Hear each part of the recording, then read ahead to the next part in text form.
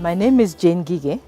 I am the Chief Executive of the Kenya Flower Council, but also the designate Chief Executive of the Kenya Horticulture Council.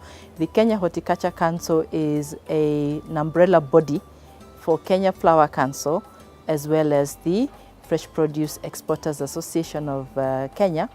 And they've come together to form this umbrella body because of the common needs of the two associations, which are better handled at an apex body, so that collectively they could deal with a common approach to market access requirements, market access challenges, and also come up with a national approach to ensure that the Kenya horticultural products are able to access any market, anywhere. The volumes of flowers exported out of this country in 2014 were at about 136,000 tons, valued at 54.6 billion Kenya shillings. Over and above that, the flower industry also employs about 90,000 people directly employed on the payroll, and indirectly that's another 500,000 people. The other thing is that the industry is located in the rural areas, so a lot of these benefits, a lot of these jobs are out there in the rural areas all over the country.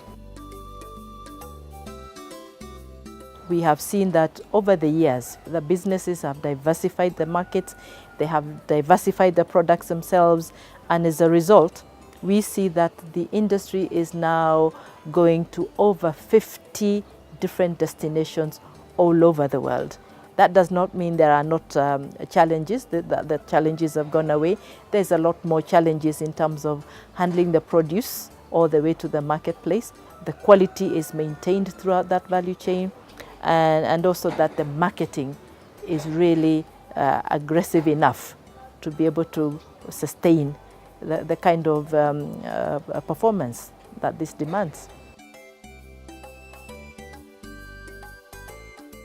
The exports that go into the European Union from Kenya, the horticulture is the highest, taking about 22% of the total exports. The exports have also impacted on our own national food production in terms of the capacity and the adoption of new knowledge. You can see that it becomes extremely important that we should be able to sustain these exports. And also the industry having developed against the Lome Convention, the initial agreement, which was meant to encourage non-traditional exports.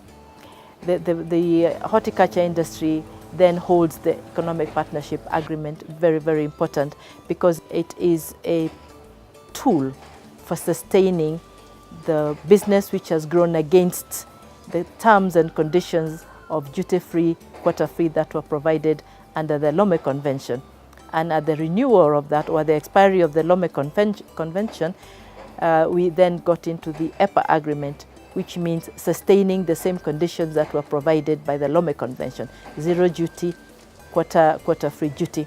Over and above that, we are also a country that is aspiring to become an industrialized country in the very near future. And for that to happen, we require to import a lot of ingredients to bring into our manufacturing sector so that they can also produce valuable goods which can find their way into the market or substitute our own imports in this country. Kenya is acknowledged as a source of the best quality flowers that you can find in many markets. So if the flowers are at national level complying to a common standard, which is acceptable to the EU, and at the international level, the Kenya Flower Council is also working with other standards bodies through an initiative called the Flower Sustainable Initiative, FSI, which is a conglomeration of standard bodies, importers, and wholesalers in Europe. So the effort that is being taken through the Flower Sustainability Initiative is to bring a common platform for all of these standards. This means an immense savings for the flower companies in terms of time and in terms of resources. There's efficiency injected into that whole process and transparency it only means that we have added value to that extent of this Kenyan flower, this Kenyan brand of flower.